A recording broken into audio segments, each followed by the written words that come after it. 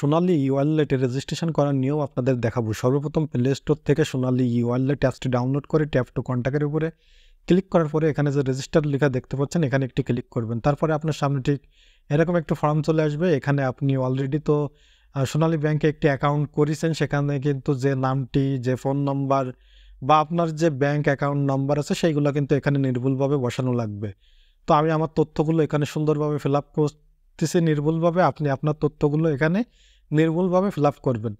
দেখতে পাচ্ছেন সর্বপ্রথম আমার নাম, তার পরবর্তীতে ব্যাংক অ্যাকাউন্ট করার সময় যে ফোন নম্বর ব্যবহার করেছি সেই ফোন নম্বরটি ব্যবহার করতেছি, তার পরবর্তীতে কিন্তু ব্যাংক অ্যাকাউন্ট নম্বর ব্যবহার করতেছি।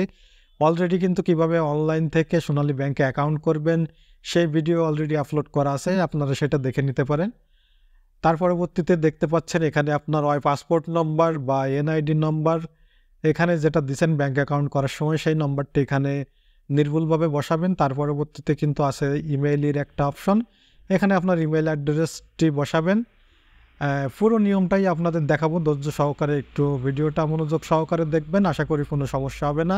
আপনি খুব সহজেই আপনার হাতে থাকা স্মার্টফোন দিয়ে সোনালী ই-ওয়ালেটের রেজিস্ট্রেশন কিন্তু করতে পারবেন। দেখতে পাচ্ছেন তার পরবর্তীতে এখানে জন্ম তারিখ, তো এখানে আপনার যে জন্ম তারিখ আছে ব্যাংক অ্যাকাউন্ট করার সময় যে তথ্য অর্থাৎ যে আইডি কার্ড ব্যবহার করেছেন ওখানে যে জন্ম তারিখটি আছে সেটা খুব নির্ভুলভাবে এখানে সুন্দরভাবে বসাবেন। তার পরবর্তীতে কিন্তু একটি পাসওয়ার্ডটি আপনার ই-ওয়ালেট ব্যবহার করার জন্য যে পাসওয়ার্ডটির প্রয়োজন সেটা এখানে আপনি পাসওয়ার্ডটি উপর নিচে সেম পাসওয়ার্ডটা দেওয়ার পরে এখানে একটা টিক মার্ক দিয়ে এখানে যে সাবমিট অপশন দেখতে পাচ্ছেন এখানে একটি ক্লিক করবেন।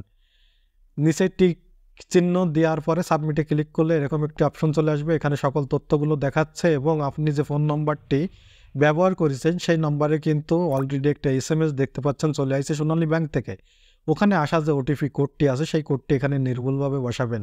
ব্যাংক অ্যাকাউন্ট করার সময় যে ফোন নম্বরটি ব্যবহার করেছেন সেই ফোন নম্বরটাইতে কিন্তু SMS যাবে।